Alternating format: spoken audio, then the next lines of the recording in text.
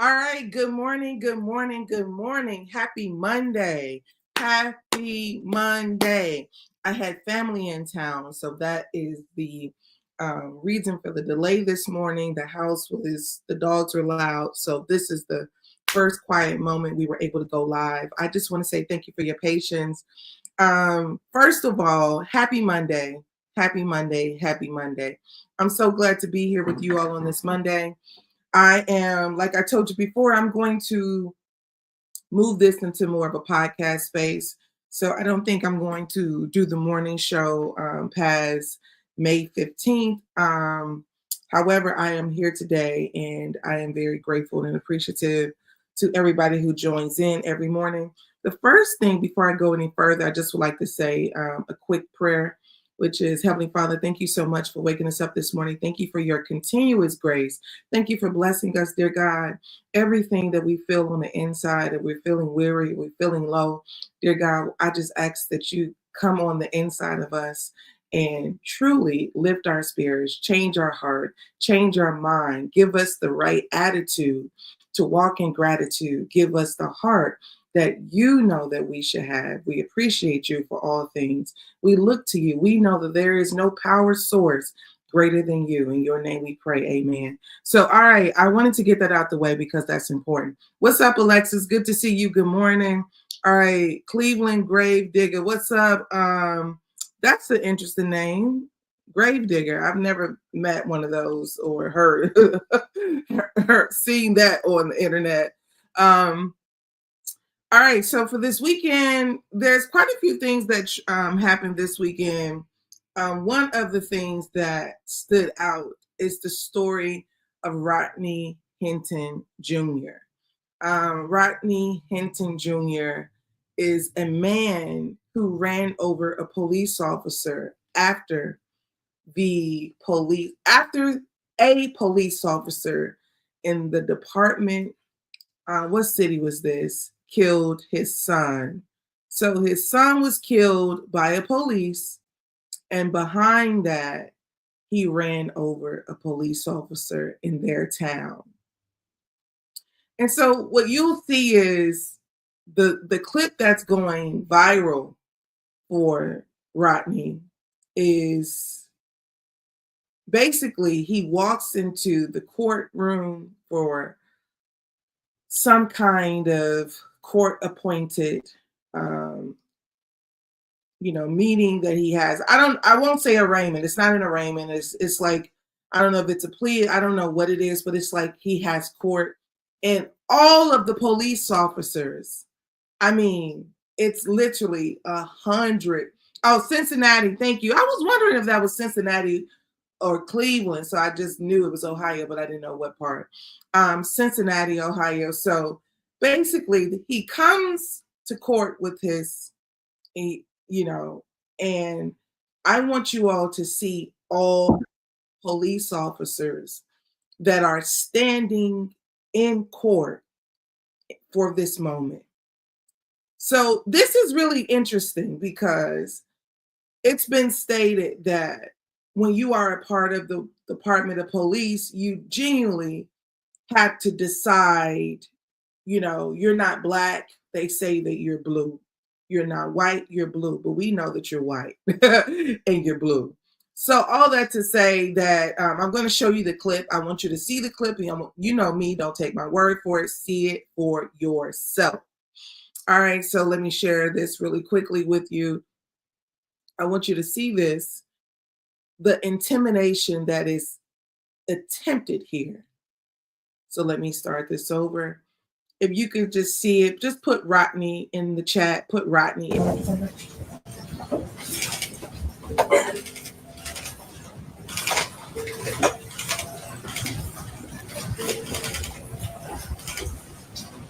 Good morning, Mr. Hinton. Good morning. He said good morning, Judge. He's very soft spoken. Okay. All right. Thank you. All right.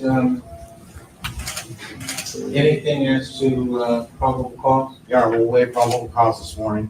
I submitted designations for John Kennedy and Timothy Bicknell. They will be the attorneys of record handling Mr. Hinton's case. I'll be handling the arraignment this morning.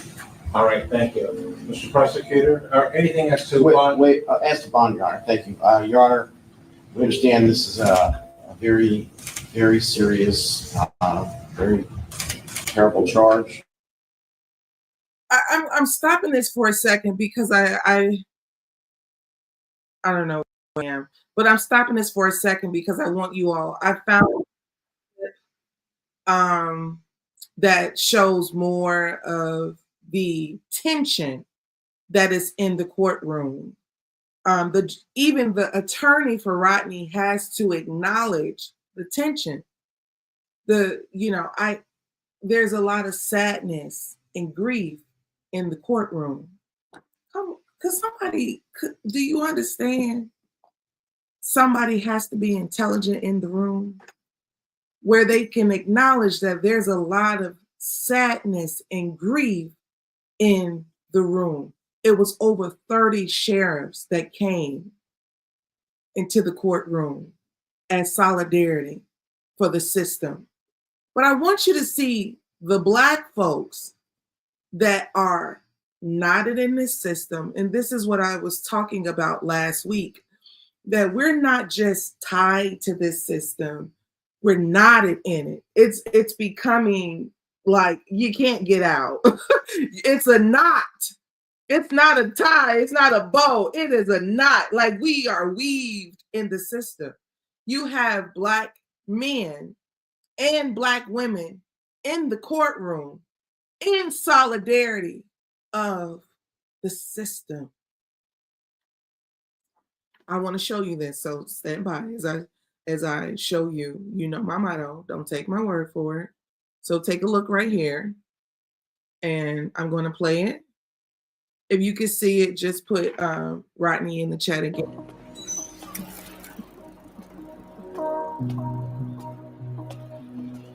Tonight, a makeshift memorial growing in Corryville after a Hamilton County deputy was hit by a vehicle and killed on Friday afternoon. Thank you for joining us. I'm Brittany Harry. Right now, that deputy has not yet been identified. The man accused of causing his death, Rodney Hinton Jr., appeared in court this morning. Our Alexis Martin has the latest on what happened in the courtroom this morning. So, Alexis, a lot of deputies were also in that courtroom. Rodney Hinton Jr. appeared in court today for his arraignment less than 24 hours after police say he intentionally murdered a Hamilton County Sheriff's deputy. The crash happened one day after Rodney's 18-year-old son, Ryan Hinton, was killed by a Cincinnati police officer in East Price Hill. Today, prosecutors argued that Hinton should be held without bond in what the defense is calling an emotionally charged situation. Sheriff's deputies lined a Hamilton County courtroom today in support of the deputy who was killed while the man accused of killing him faced a judge. I understand there is a lot of sadness and a lot of anger in this room right now, but in the community at large. 38-year-old Rodney Hinton Jr. is accused of aggravated murder after police say he intentionally hit and killed the deputy on Friday around 1 o'clock at Martin Luther King Drive and Burnett Woods Drive. CPD says the deputy was working in detail right outside of UC's campus when Hinton hit him with his car.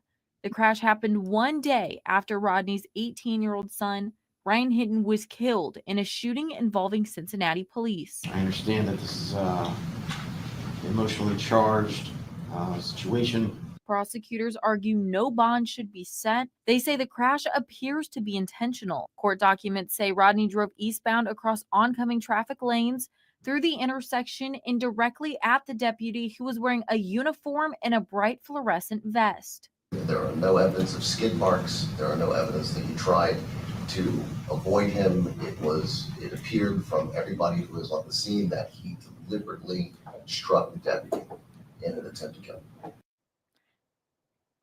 Hamilton County Municipal Judge Tyrone Yates. I want to highlight that the prosecutor is a Black man. I want to highlight that the system we are so embedded in, that Black folks have to uphold white laws and protect the system. I just want to highlight that. See, this is a situation where a man is inherently guilty. right? He's guilty. He ran his car into a police officer on duty after a police officer killed his son. A day after. That means that he hasn't even fully grieved 24 hours. He's fueled. He's angry. He's angry with reason. This is a reason. Y'all, well, sometimes I see Black folks get so sensitive behind death. When death, I don't like senseless killing. That's in general. Why are we just going around killing, dying, young people killing each other, babies killing? There is a sensitivity there because we come from the Creator and we can return to the Creator.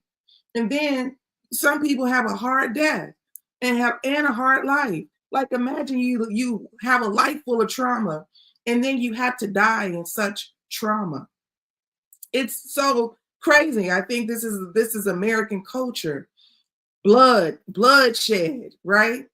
But there's a poem by Claude McKay that says that if we must die, let us die nobly, right? So the point that I'm trying to make here is this situation is devastating. His son was killed and he went out and killed a police officer. It wasn't even the police officer that killed his son. I guess his rage says anybody that's wearing that particular uniform, I don't care who it is. Now, I've seen some people online say an eye for an eye, which I want you to understand that I have a troubled thought process behind how some of us believe that burying a child is okay. It is not okay to bury a child. It is not a normalcy for an 18-year-old to be killed by a bullet. My father was killed when I was 10. He was 28. I got his death certificate. I haven't looked at it in a long time. The last time I saw it, I was a little girl.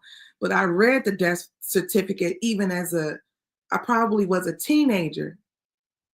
And the death certificate read 6 gunshot wounds. My own father. 3 to the chest, 3 to the back. I imagined that my father was running. 3 to the chest and 3 to the back. Or somebody had to be standing over him and shot him when he fell. But my point that I want to make is, it is not a normal thing to just go around killing. That's not normal. We have a system in our society that almost have normalized Black death. And guess what? I don't know this man, Rodney. I don't know if he's a man of good character or not. I have no inside knowledge or any insight on who he is. But I do know one thing. If a system kills my son, it is enough to drive me crazy. I don't just get to weep. Some people do want revenge. Now you got to ask yourself, why do we want so much revenge on us? We don't even live in that neighborhood. Don't even, But being a police officer it's not an easy job. It's a tough job. I'm not going to say that being a cop is so easy.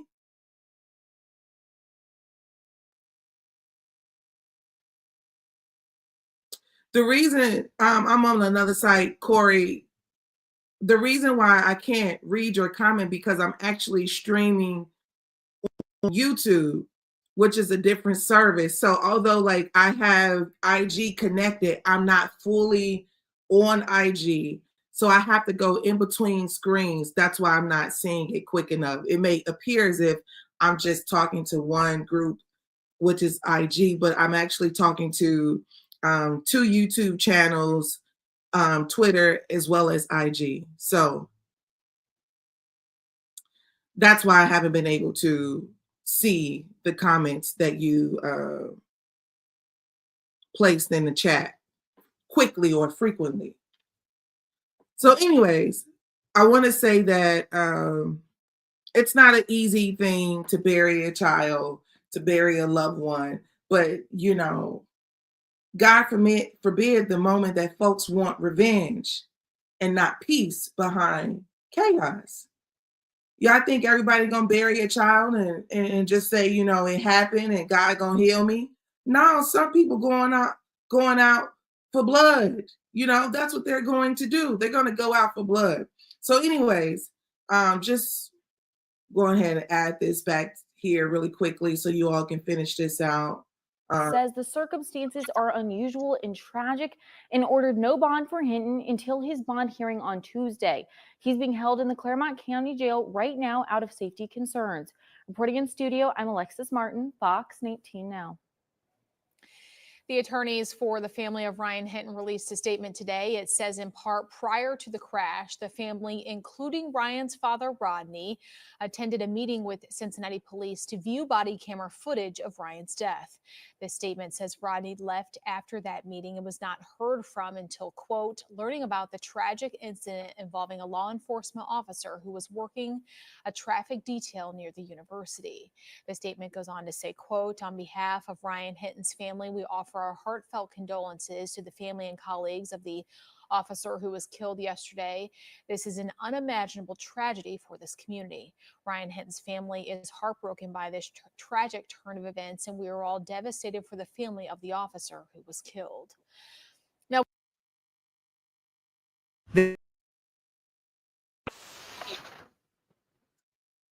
all right, so I just would like to say, don't forget that this is brought to you by FlyNubianQueen.com, FlyNubianMoney.com.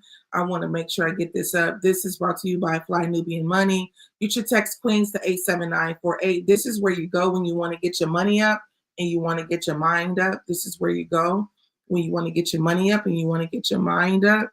I would like to say that in podcast news, I saw recently former NBA player Paul Pierce talking with someone saying some real ignorant statements. Let's just take a look for ourselves and see what he had to say.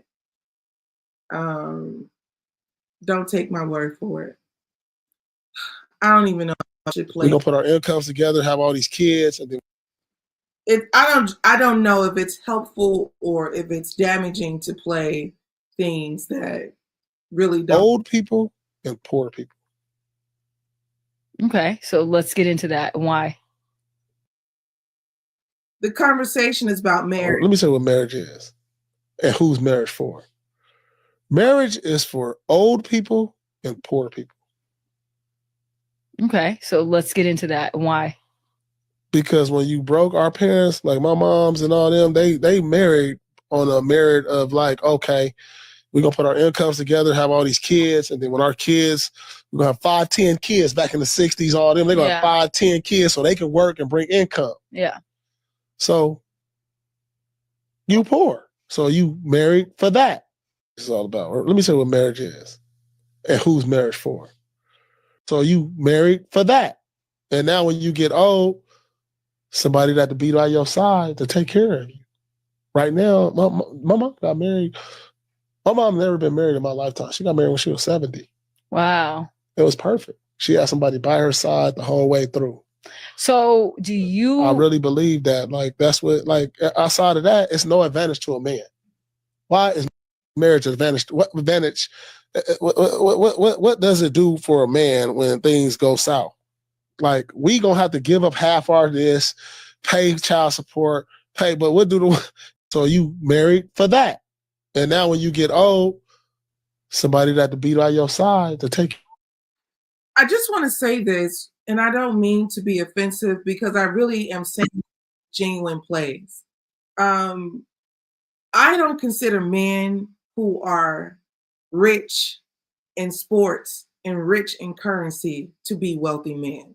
I consider wealthy men to be men who are rooted in a sense of self, a higher power, and have a intellectual ability that supersedes just shit talking, you know? Like, I think that, and this came from the Minister Farrakhan. I've been saying it for 10 years because I heard him say this 10 years ago, and I will never forget. I went to a Savior's Day. He said that men, he said it is important that God is a man and woman. God is firm like a father, and God is also nurturing like a mother. So my point is, real men understand balance, value women, and don't feel as if that women are this objective, discrediting thing. No, real men that value God also values women.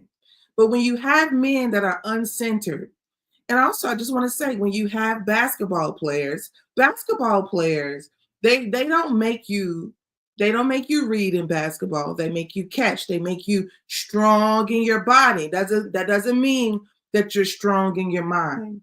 So that's the difference. When you are strong in your body and you are also strong in your mind, then you have the intellectual capability of seeing both the advantages and the disadvantages that one may consider marriage, that is of marriage. And I just want to say this, you know, some of the fellas, you know, you have mothers that, you know, they were what they were, they are what they are, and they did the best that they could. But, you know, that doesn't mean that they are the replica and the representation of all women. And not to mention, it's like he said that marriage was for old people and poor people. I always thought that marriage, outside of the traditional mindset of what the paper represents, but it is for a sense of togetherness. A sense of togetherness, a sense of family, a sense of wealth too, because there are a lot of people that associated a big family with big wealth. If you have a big family, a lot of times you were handling business, you were doing business, you were creating, you were farming, you were doing things that created a sense of established wealth for the family. It wasn't just you were just pregnant with a lot of kids and you should be married. No, you got to remember that a long time ago, folks was living off one income. That was the man's income. So women were responsible for maintaining the house, cooking, and raising children because it was of wealth to have family. Now, this is the damage that the supremacy has done to Black minds as it relates to family, as it relates to men and women. This, I'm going to keep saying this, 500 years of separation, 500 years of deconstruction. This is intentional. They don't have to whip us into thinking that we shouldn't care about each other. It's already embedded in us. It's rooted in us. So they don't have to do anything for us to carry out what they already poured into us for hundreds of years. So all that to say, I don't agree with Paul Pierce. I liked Paul Pierce's game at some point when he was playing basketball, but as of right now, I do not like his mindset. All right, moving on. This was a really good story that I saw that really made me think how being rich and wealthy, basically the rules don't apply. I want you to take a quick look really fast at this particular article. Elon Musk AI company. AI is under fire in Memphis. Their massive supercomputer AI facility, Colossus, needs so much power that they are secretly running dozens of methane gas turbines without full permits. Aerial footage showed 35 gas turbines operating in a historically Black neighborhood, pumping pollutants like nitrogen oxides and particular matter linked to asthma, cancer, and respiratory illness into the air. The company only had permits to operate 15 gas turbines. The local grid couldn't meet Musk's energy demands. So instead of slowing down, AI powered ahead, risking the health of an already overburdened community for profit. Once again, billionaires break the rules and regular people pay the price. This is what's so challenging about this. He has 15 big old tanks. I'm sorry, he has 35. He has been approved for 15 for the site. 15 has permits. The other 20 does not. Would you like if I came put a big old gas turbine next to your house that is linked to all type of chronic illnesses in the future? Would that be satisfactory to you? Would you find that okay? Because the reality is nobody would allow it. But because he's rich, because the neighborhood is predominantly Black, nobody is going to do anything about it. But these people could potentially have great issues down the line, greater risk ahead. But what can you say besides what I'm saying? You know, who's going to stop them? All right, as you know, I'm Madam President with a Z. Thank you so much for your patience as we started a little bit later today. This is my segment. I appreciate you all. I wanted to give you the stories. If you get in contact with Elon Musk, tell him to cut the shit, try to do right by the community he wants to, obviously use to make more money, at least be considerate to the community that he is poisoning. All right, of course, we may not get that. So I'm Madam President with a Z. I'm 100% politically incorrect. You should follow me on all social media platforms. Online, it's Instagram, YouTube. I'm one Madam President. And as you know, we're going to transfer this to a podcast segment really soon. So I appreciate you. All right, have a good day. See you tomorrow.